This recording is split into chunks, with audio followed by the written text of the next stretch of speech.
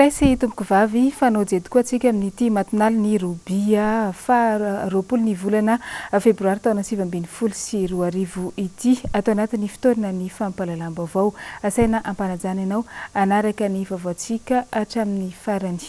Vaovao mahakasika ny zava-misy eo amin'ny fandaminana ny fitantanana ny eto Antananarivo renivohitra no andesintsika manomboka any izany. Nanomboka tamin'ity andro ny any ity ny marandray teo dia nisy ny fidinana ifotony sy ny fampiarana avy hatrany ny sazy izay nataony tompony andraikitra avy eo anivon'ny commune urbaine Antananarivo momba ny fandaminana sy fanesorana n'ireny fiara izay tsy miasa, eo ihany koa ny fiara mpivarotra hani-masaka na ny bofo mobile ary ireo fiara izay tsy miditra agnatin'ny parking hita eny amin'ny manodidina ny arcade eny Analakely eny. Efa nisy moa ny fiara izay voasambotra sy nampidirina fourrière, eo ihany koa ireo izay nasiana ny takedare manoloana an'izany. Ny antsipirian'izay tateriny Edena Elia. Fiara amidy sy fiara mivarotra hani-masaka ary fiara tsy mipetraka anaty parking. Ireo no voatery tsy maintsy esoriny commune Antananarivo renivohitra androany araka ny fampahafantarana efa natao mialoha. Malo ny commune nidina tetia napafantatra ny lalàna sy ny rafitra tokony arahana ho an'ny mpampiasa lalana sy ny mpampiasa fiara eto. Dia androany miverina indray manamarina an'izay ary tonga dia manasazy andreo mbola minitsy manara-dalàna. Voalohany ao anatin'izay aloha ny voiture à vendre. Tsy azo ekena intsony ny fanaovana voiture à vendre eto Analakely eto amin'ny avenue de l'Indépendance efa nikarakara vahaolana ho amin'izany ny commune ny tambarina andriny ka izay tratra izany mbola mivarotra tômôbila ety dia saziana avy hatrany ary bataina amin'ny vantozy rehefa tsy mialy eto. Ao anatin'izay koa ireo voiture épave, ireo voiture tsy mandeha tsisy motera mipetraka ety koa dia bataina avy hatrany dia alefa fourrière no sipatrany.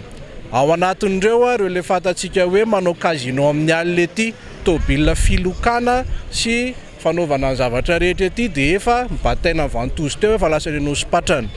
Fa ny ankoatran'izay ny tsy fanarahan-dalàna dia avy hatrany dia mampiatra sazy koa ny commune sy mametaka takedare. Efa nampatsiazy maly dia androany izay efa milatsaka dia mbola anoy an'izao ezaka izao eto amin'ny avenue de l'Indépendance.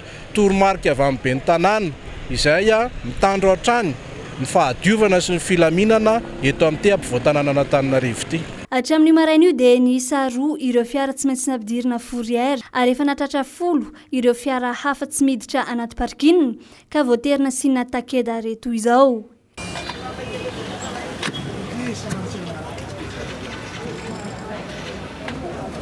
Efa miatra avy hatrany ny sazy ho an'ireo rehetra izay mini mandika ity lamina ity.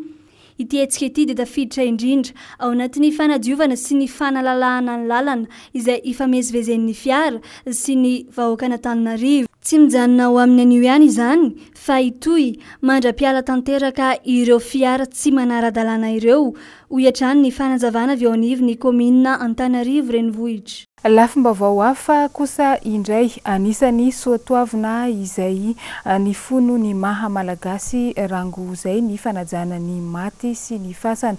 Ankehitriny anefa dia efa tsy hita intsony izay fanajana ny fasana sy ny maty ary ireo fombafomba maro mifandraika amin'izay. Anisany amin'ny alalan'ny vaky fasana izay miseho etseroa no ahitana an'izany tsy fanajana an'izany intsony. Raha ny tena misy anefa efa zary lasa fitadiavam-bola amin'izao fotoana izao ny momba anireny zavatra rehetra ireny. Ao la Frantsa kosa anefa dia misy ny fihetsiketsehana ao Paris ao izay anoherana ny fanimbazimbana ny fasan'ireo jiosy na ny antsoina hoe antisemitisme. Jessica Miray no nanao ny fanadiadiana. Efa zary lasa fitadiavam-bola ho an'ny sasany amin'ny malagasy amin'izao ny fangalarana tao lapaty. Tsy tantaratra eny amin'ny fiarahamonina intsony ny fanajana ny soatoavina maha-malagasy amin'ny fanajana ny fasana sy ny maty. Efa manjaka loatra amin'izao ny vaky fasana. Vao ny herinandro lasa teo izao no nahitana tao lapaty rogony tany an-tanifotsy ary tsy fantatra ny nitondra azy. Raha ny vaovao fantatra ihany koa ary anisany mampanjaka ny vaky fasana amin'izao ny vidin'ny tao lapaty. Mitentina 12 tapitrisa ariary mantsy ny vidin'ny taolandava enina kitapo. Izany hoe 2 tapitrisa ariary isaky ny kitapo. Efa tambazotra iray manontolo ihany koa no tafiditra ao anatiny ity resaka vakivasan' ity eto amintsika satria efa ary fitaovam-piadiana tanteraka izy ireo. Tsy vitany alatra atao lapaty ihany fa alain'ireo jolay ihany koa ny firavaka sarobidy hiteny amin'ny razana. Ny mampametra-panontaniana nefa dia ny hoe nankaiza ilay soatoavina mahamalagasy izay nampalaza sy naindraindraintsika hatramin'izay. Ny fanatanterahina ny famadihana ihany koa dia mbola fanasiana ajany maty. Efa resin'ny fiainana sy ny tsy fisiana ny malagasy, any ka efa mivoana hatramin'ny fitadiavana. Ny any ivelana nefa amin'izao, ny ao la Frantsa, dia nanatanteraka fihetsiketsehana ny talata teo, any onimponina ny antoerana, ny fanoherana ny fanimbazimbana ireo fasana jiosy, miisa 470 na ny antisemitisme. Ka tanàna 70 no indraindray ina anoherana izay fanimbazimbana fasana jiosy izay. Ny tao Paris, eo amin'ny plasin'ny Republika, dia nahavory olona mahery ny 2 alina izay milanja soram-baventy manambara hoe aoka izay. Tsy amin'ny fanimbazimbana sy ny fankahalana. Tsy nisy vaky fasana tany antoerana, fa fanimbazimbana fasana no nisy. Efa manohana ny vahiny izany. Isika kosa, efa saika tsy mahataitra sy matetika loatra ary ny fahenoana alatra atao lapaty sy vaky fasana. Eo amin'izay resaka vaky fasana izay indrindra dia nisy ny vaovao izay voaray avy any amin'ny distrika ny Sambava iny tamin'ity androany ity. Vatapaty miisa 720 no nikorontana ambony ambany ary fasan-drazana lehibe miisa 5 no nisy nanokatra. Omaly 7 ny volana Febroary moa no nitrangany izany tao amin'ny commune antsoina hoe Anjialabe ao amin'ny distrika ny Sambava. Rehefa natao anefa ny fizahana ifoton'ireo fasana nisy namaky ireo dia tsy karitra fa tsy nisy nihetsika ny taolapaty tao anatiny fa ny vola izay nampanarahana ireo maty no nanjavona tsy nisy hita intsony. Fomba fanao any amin'iny faritra iny raha teo moa ny mampanaraka vola rehefa misy olona alevina ary manomboka amin'ny 2,000 ariary no miakatra no sandany izany vola izany arakaraka ny fahefa mividy sy ny fananany olona tompo manjoso sy ny maty no ampanarahana n'izay vola izay. Efa nisy niezaka nataon'ireo tompo-pasana sy ny fokon'olona ao an-toerana tamin'ny fandaminana ny razana izay niparitaka tao anatin'izany fasana izany. Ao any amin'ny distrika ny Tsaratanàna iny kosa indray isika nitrangana trano indray tany Tsaratanàna Omaly tao amin'ny tanàna antsoina hoe Antanambao. Vokany maro ny traboana, tsy misy ihany koa ny trano rehetra satria dia ravany afo avokoa izany. Araka ny voalaza dia andian-dahalo no tompon'antoka tamin'izao raharaha izao. Nambarany teo anivon'ny Zandarmariam-pirenena androany moa fa ahina misy fandraisany tamin'ilay raharaha fakana ankeriny tany an-toerana tamin'ny volana janoary lasa teo iny ity tranga nisy eo tamin'ny Omaly ity. Noro fitiavana Erzo Rajaonarivony. Trano 7 tafo no indray kilafiritra Spotika taoriny ny firetana an-tanàna niseho tao amin'ny commune ambanivohitra Bekapaiky tao amin'ny distrika ny Tsaratanàna Omaly. Tsy nisy moa ny ainana fohy hatreto raha ny voalazany teo anivon'ny Zandarmariam-pirenena fa maro kosa ireo traboina. Araka ny fanazavana hatrany, dahalo no aty tony-kotrika tamin'ity tranga mahatsiravina ity. Ireo trano may dia voalaza ny tatitra avy any fa sivy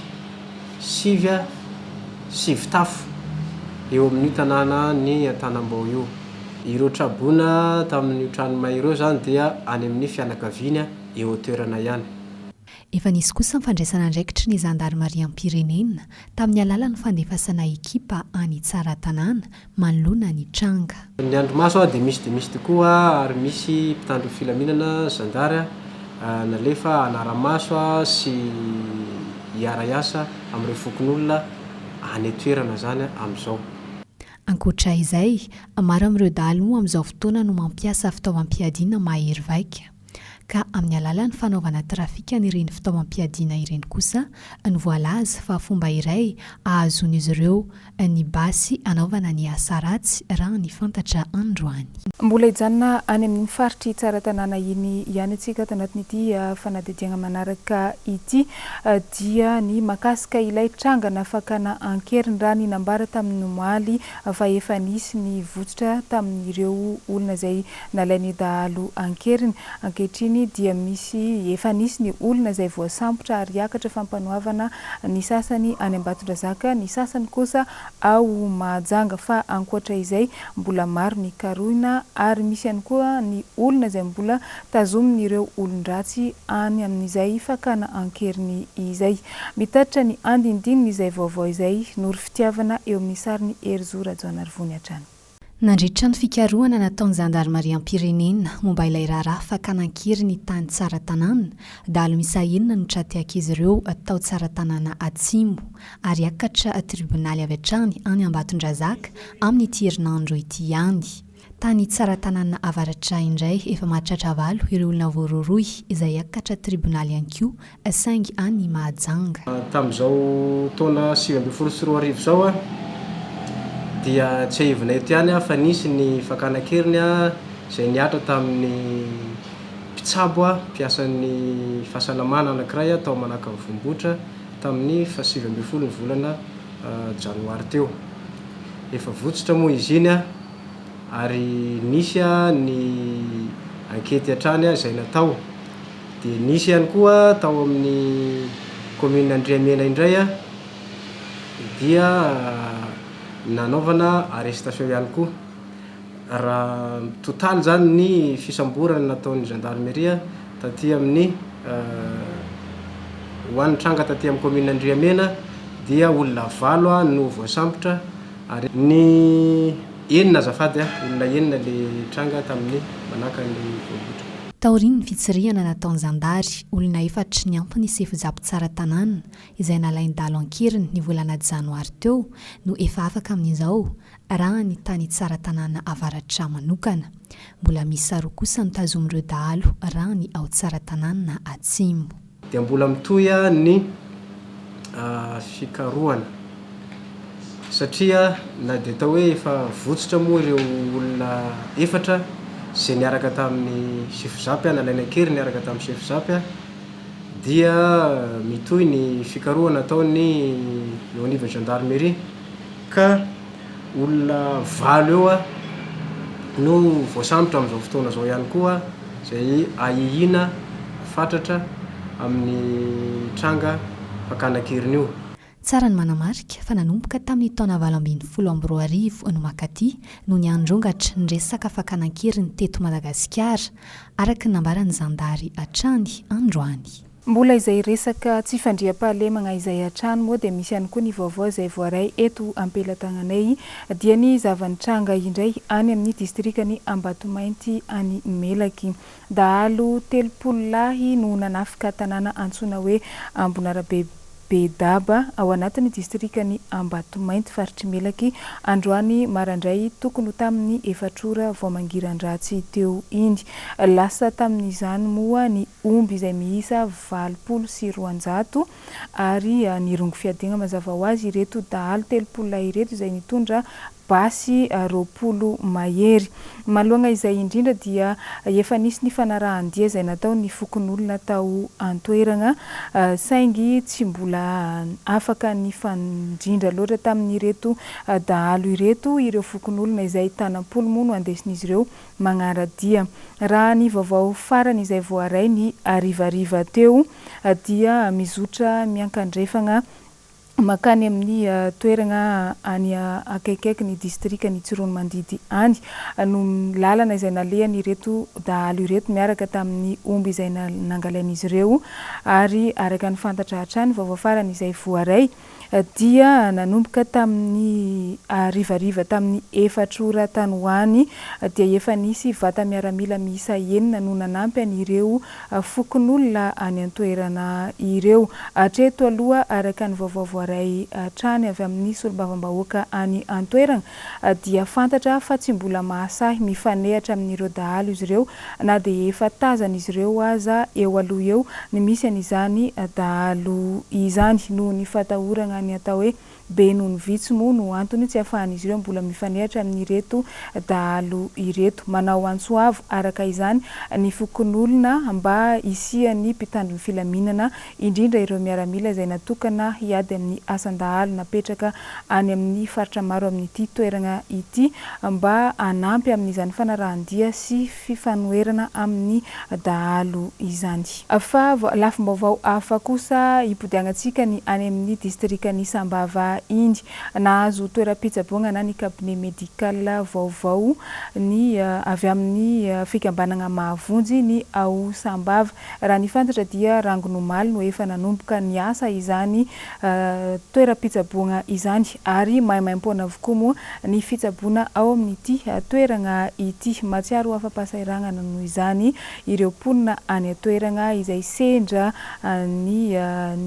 naneho ny heviny tamin'ny izany noho ny fijoroany izany toeram-pitsaboana izany. Germain Nomenjanahary, Mathieu Prince. Isitraka fitsaboana mahimaimpona ireo mpikambana ao amin'ny fikambanana mahavonjy izay tary ny solombavambahoaka ny Sambava teo aloha Andriamatoa Manangy Norbert. Ny sokatra nanomboka omaly mantsy 7 ny volana Febroary ny cabinet médical izay nampitondrena ny anarana hoe fitiavana ao an-tampon-tanàna ny Sambava. Tombolo lehibe hoy ireo mpikambana ao amin'ny mahavonjy ireo ny mahazo fitsaboana mahimaimpona toy izao rehefa marary ka dia nisy ny diabe nijery ity tobo fitsaboana ity nataon'izy ireo. Ankoatr'izay dia nandritra izany ihany koa noho ny zarana ny karatra mahampikambana mba hoentina ihany koa mitsabo tena raha sendra mila izany. Solotena isaky ny tanàna ihany no tonga niatrika izany omaly izay nisy teo amin'ny tanàna miisa 770 ambizato izay samina tonga solotena avokoa tao anatin'ny distrikany Sambava. Velom-pisaorana ireo mponina ao an-toerana manoloana izany. Satria zay takeo mariny maty-andalana satria tsisy vola. Omby akao tsambanana bolana ratsy be zay le maty kekerim-boay. Izy maty koa kekery anafatseri koa malagna vola amin'ny dokotera magnala vola maty andala. Ka zao zay ake navota ny mahavonjy aby rehetra raha mahatanteraka didy tsy maintsy hiditra hôpitaly. Ny an-tegna mahafinaritra be manana tombony be moa zay tambanivolo magnoloana raha io satria izy ohatry koragniny takegny zany hoe raha tsy fahasalamagna no jeregny aminay tambanivolo zagny matetiky izy ka fa misy tsy fahasalamagna karaha io dia mandafo hora ka mandafo aomby fa noho ny fitsinjovany ray aman-dreny pitarika zagny dia nagnano système mba hagnamora ny momba zegny raha zegny dia maimaimpogna moa ny fanafody vizity ny ino jiaby dia agnisan'ny manana tombony be zay ambanivolo ny vahoaka tsy ankanavaka momba zegny raha zegny. Tanjona moa araka ny nambaran'izy ireo dia tsy ny mpikambana ihany no azo fitsaboana mahimaimpona ao amin'ity cabinet médical ity fa ny vahoaka monina ao Sambava iray manontolo mihitsy afaka atsoatsy. Fitaratra ho an'ny rehetra ny tahaka izao hoy izy ireo satria ny fahasalamana no voalohany-karena.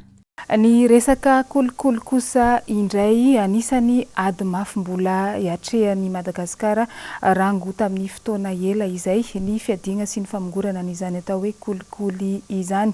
Nisy ny fanadihadiana izay nataon'ny afrobarometra tamin'ny taona 2012 iny izay teo amin'ny sehatra 4 no nanaovana n'izany fanadihadiana izany tamina olona maromaro. Nisy ny vokatra moa izay hitan'izy ireo tamin'izany novela belarina sy nampahafantarana tamin'ity volana Febroary ity.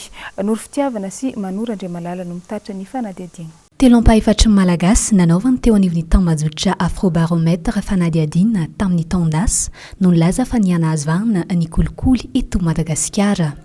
Ny sehatra eo anivon'ny polisy, ny fitsarana, ny governemanta ary ny parlemanta no tena ahitana ny trangana kolikoly be indrindra raha ny voalaza. Efatra amby 700 ny Malagasy no milaza izay hoe eo anivon'ny zandarmariam-pirenena sy ny polisy izay. 730 ny eo anivon'ny raharaha ara-pitsarana. Ray apatelo ny Malagasy kosa no milaza fa eo anivon'ny parlemanta sy ny governemanta no tena ahitana io trangana kolikoly be indrindra io. Ny mikasika an'ilay hoe aizany tena sehatra tena hiaran'ny kolikoly be dia be indrindra dia eo amin'ny polisy zany mitandro filaminana ny polisy na ny gendarme io zany tena hitan'ny olona raha ny hevitry ny malagasy dia ao ny tena betsaka ny kolikoly eo ihany koa zany ny eo amin'ny resaka fitsarana zany na ireo olona manodidina n'izany lafa fitsarana zany ireo zany anisany koa voatondro molotra amin'izay lafin'izay zany tsy midika fa any amin'ny sehatra hafa tsy misy satria voateny tao avokoa na ny any amin'ny parlementaire ohatra na ny any amin'ny rehatra sehatra ohatra hoe any amin'ny fitondram-panjakana rehetrany na ny présidence zany na ny gouvernemanta zany dia everin'ny malagasy fa sehatra misy hiaran'ny kolikoly. Eo amin'ny lafi ny fahasalamana indray mbola vitsy aloha hatreto ny trangana kolikoly eto amintsika raha mita amin'ny sehatra hafa. Malagasy ray amin'ny mantsy no voalaza fa efa nandotsolotra nampiasa volabe teo amin'ny lafi ny fitsaboana indrindra ny fitsaboana ara-panjakana raha ny voalaza hatrany.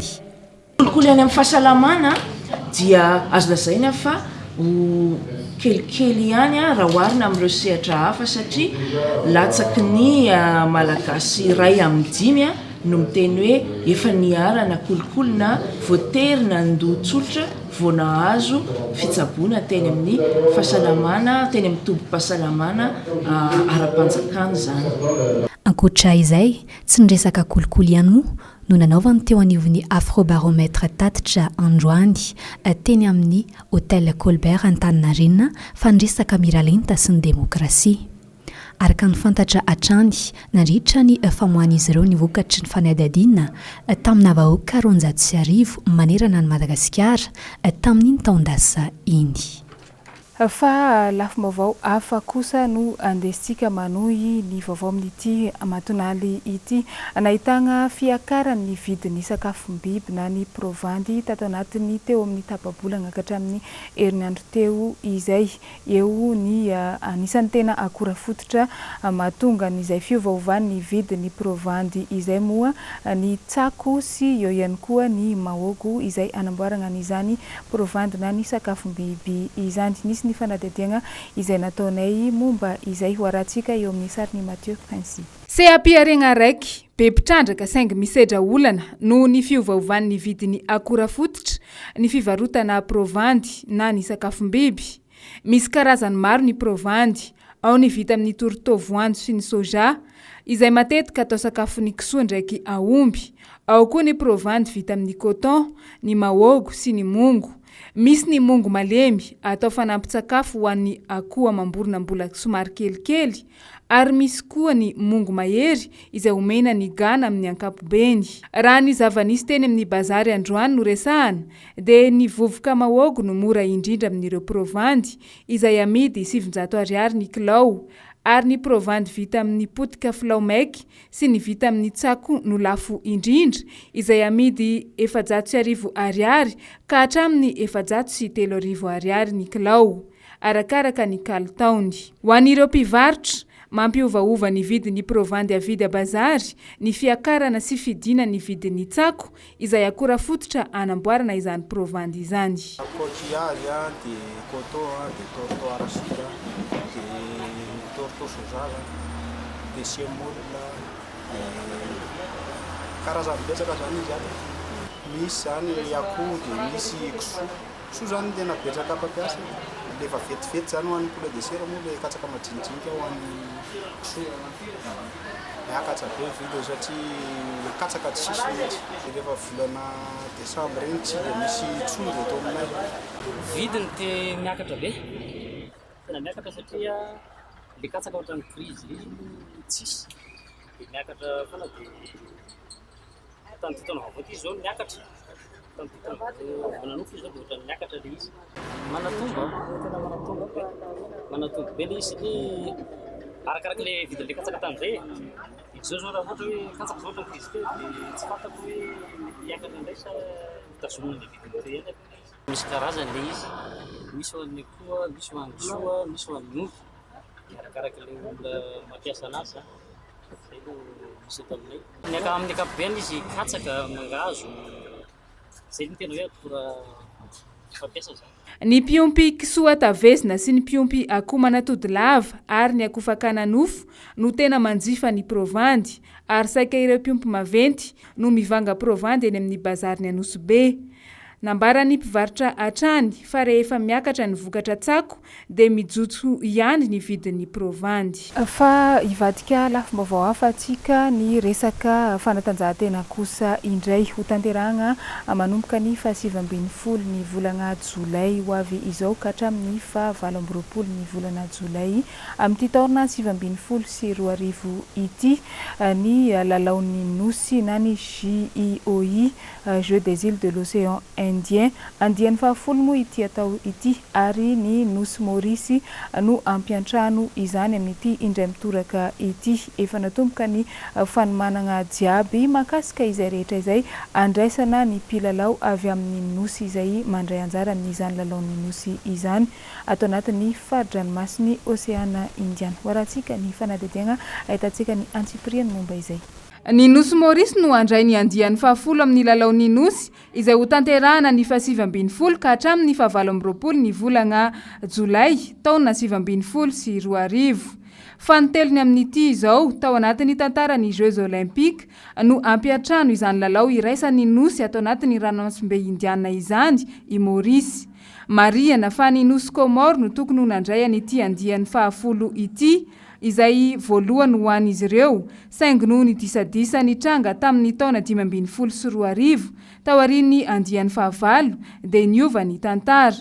Mpilalao sy mpisehatra ara-panatanjahantena maro avy amin'ny nosy ato anatin'ny Oseana Indiana araka izany no ifamtaona amin'ny 27 ka hatramin'ny 24 ny volana Jolay io. Toy ny mahazatra dia isy ny fanatanjahantena ataon'olo tokana na ny sport individuel ary isy ihany koa ny ataona tarika na ny sport collectif. Efa fantatra ny fizarana vondrona ho an'ireo nosy manana ekipa handray anjara amin'ny fanatanjahantena ataona tarika.